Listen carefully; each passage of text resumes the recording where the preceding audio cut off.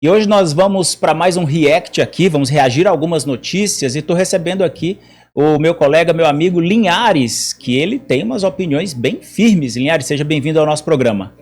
Olá, antes de mais nada eu quero agradecer ao convite, ao prestígio de estar aqui com você no Tete a Tete, é um programa que a cada dia que passa cresce mais na internet maranhense, quero te parabenizar por isso e dizer que para quem for nos assistir agora e gostar do que eu falar aqui, pode me seguir nas minhas redes sociais, no Instagram mais especificamente, José Linhares JR, ou acessar o meu blog diariamente, www.linharesjr.com. Então vamos à notícia. Vamos lá. Até porque, Linhares, você falando aí em blog, você botou lá que uma notícia que eu acredito que é até um desmembramento de outra informação há umas semanas. Lá em Passo do Lumiar, houve um rapaz que pichou a parede de uma escola que estava bonitinha, estava branca, estava reformada, e aí ele foi obrigado a refazer a pintura, né? Deixar a escola do jeito que estava. E aí você botou no seu blog uma outra notícia, né? Tem gente pegando hype aí da informação, dizendo que spray na parede, miséria no bolso, pop grafite de Fred Campos. O que aconteceu, Linhares? Bem, hoje pela manhã eu estava fazendo a minha tradicional leitura da manhã, né? Que a gente tu que é jornalista também deve saber isso, que o jornalista ele é muito mais preocupado em saber o que está acontecendo do que noticiar o que aconteceu. 60% do nosso trabalho é ler. Então estava lendo as notícias quando vi uma matéria, muito provavelmente um release de uma divulgação de um programa do prefeito Fred Campos, em relação a um programa que garante a jovens de Passo do Lumiar, mais especificamente do Maiobão, latas de spray para que eles possam fazer arte na porta de escolas. E eu, como maiobeiro que sou, passei a minha juventude toda lá, eu me senti altamente revoltado e ultrajado com isso. Até mesmo porque o Fred Campos, além de tomar uma medida que eu vou já explicar porque eu discordo, ainda também agiu de má fé dizendo que ele estava inovando, como se ele fosse o primeiro político que tenta se aproveitar dessa cultura hip hop para fazer um programa de inclusão, como eles costumam dizer. Mas que na verdade não tem nada a ver com inclusão. Isso aí é só populismo barato e vagabundo da pior espécie. Eita, será que não tem uma possibilidade disso ajudar, disso contribuir, alguma coisa que possa ajudar a Linhares? Assim, pode ser que, né, vamos dar um crédito, não era bom a gente acreditar nesse projeto, quem sabe? Bem, a coisa ajuda quando o objetivo da coisa é ajudar. Uhum. Quando o objetivo da coisa é usar, é aparelhar, é prostituir determinada situação, aí não tem como você ver a questão de ajuda. Mais especificamente tratando dessa cultura hip hop, do grafite, do rap, da dança. Eu quero dizer aqui que, como eu deixei claro no meu texto, eu gosto de escutar rap, não todos, porque tem muita porcaria, como todo estilo de música tem coisa boa e tem coisa ruim, eu escuto bastante, inclusive tem um rapper chamado Black Alien, para quem não conhece aí, eu até sugiro que escuta, que é um poeta em forma de rap. Da mesma coisa, grafite. Existem grafites bons e existem grafites ruins. A cultura hip hop, em sua completude, Olavo, é uma coisa interessante para o jovem. Ele está nas artes plásticas, ele está na dança, ele está na música. O problema é quando gente oportunista, como o Fred Campos, tenta pegar essa cultura hip hop para parecer bonzinho. O que seria uma atitude, uma atividade ou um comportamento do Fred Campos que eu consideraria uma coisa útil que ajudasse as pessoas? Não, eu vou fazer um centro em que essas pessoas ligadas a essa cultura hip hop possam reunir-se, tenham estrutura, tenham segurança, façam aí um programa de compartilhamento de experiências para que, quem sabe daí, sair alguém um pouco maior. Mas desde que não saia, pelo menos para socializar.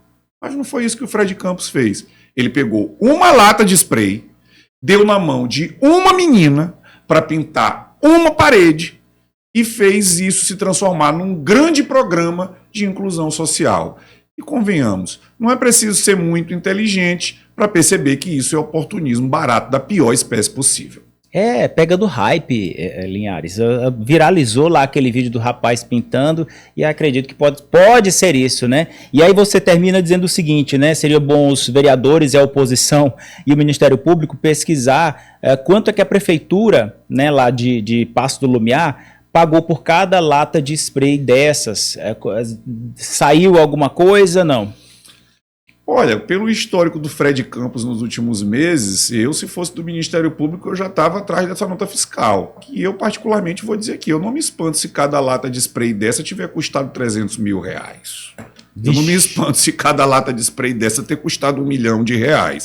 Para ser sincero, conhecendo já o histórico do noticiário do Fred Campos, eu não me assustaria. Mas como eu sou uma pessoa que gosta de dar o benefício da dúvida, ao invés de assegurar que nesse mato tem coelho, eu prefiro sugerir ao Ministério Público que vá lá fazer uma investigação. Quem sabe não acaba descobrindo alguma coisa que alguém quer esconder, né, Olavo? Vamos ver aí, né?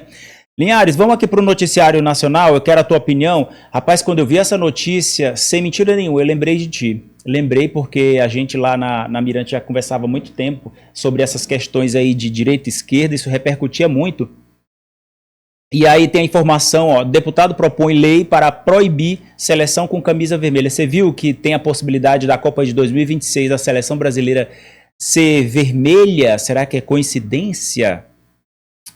Olavo, eu acho que a gente está passando um momento complicado, mas muito importante para o Brasil. Durante muito tempo, mais particularmente falando após a redemocratização do Brasil, a gente teve a hegemonia de um campo ideológico. Inclusive, para quem tem um pouco mais de 40 anos aí, que está discutindo política hoje, sabe que da década de 90, da meados dos anos 80 até depois dos anos 2010, o sujeito dizer que era de direita no Brasil era pedir para ser execrado, para ser espancado em algumas vezes, perseguido das piores formas possíveis. Eu falo isso porque lá pelos anos 2000 eu caí na besteira de dizer na UFMA que eu era de direita.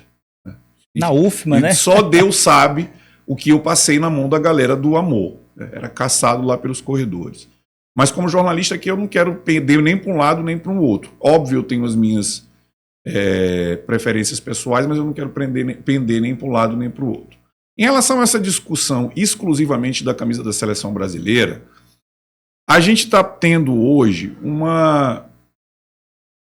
digamos assim, uma saturação do discurso político. Até uma camisa de clube de futebol, ela vira razão para ter discussão política. O que eu acho a respeito da camisa vermelha da seleção brasileira? Eu sou indiferente. Eu acho que a camisa da seleção brasileira teria uma cor muito mais adequada se fosse marrom. E eu acho que quem está assistindo agora deve imaginar por quê. Acho que o atual que a seleção brasileira está fazendo, o atual estado da CBF, né, que hoje tem vínculos aí com as altas cortes, né, contratos de dezenas de milhões de reais aí, eu acho que a melhor cor para a camisa da seleção brasileira seria marrom, teria mais de acordo. Mas em relação à camisa ser vermelha, é a politização.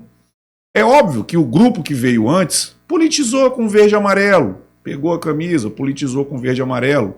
E agora o outro lado, acuado, e também, de certa forma, até sofrendo um pouco de histeria, e aí agora quem está assistindo agora a gente nos pergunta, Linhares, por que você está dizendo que o outro lado está sendo histérico?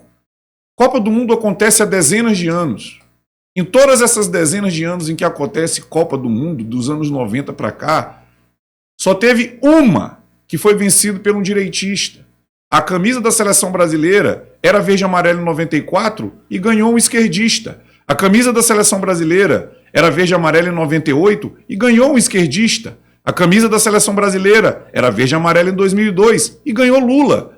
Em 2006, também era verde e amarela, ganhou Lula. Em 2010, 2014, se repetiu a mesma coisa. Apesar da camisa da seleção brasileira ser verde e amarela, o eleitor foi para a urna e votou em um vermelho. Então, qual é a minha opinião a respeito?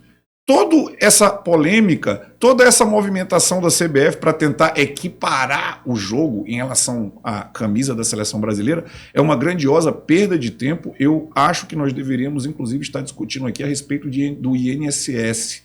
e com a mais absoluta certeza tem mais peso no bolso do brasileiro, e aqui eu não estou falando de linguagem figurada, eu estou falando de realidade mesmo, tem mais peso no bolso do brasileiro do que uma camisa vermelha que, na mais humilde opinião, deveria ser marrom.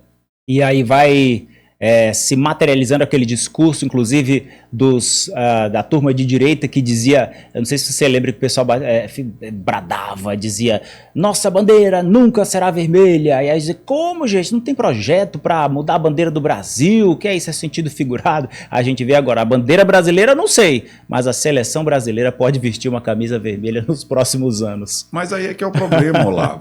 A seleção brasileira não é o Brasil. A CBF, inclusive, é uma entidade privada. E essa campanha, e é que eu vou falar um pouco de história. O Brasil é o país do futebol. Não, o Brasil não é o país do futebol.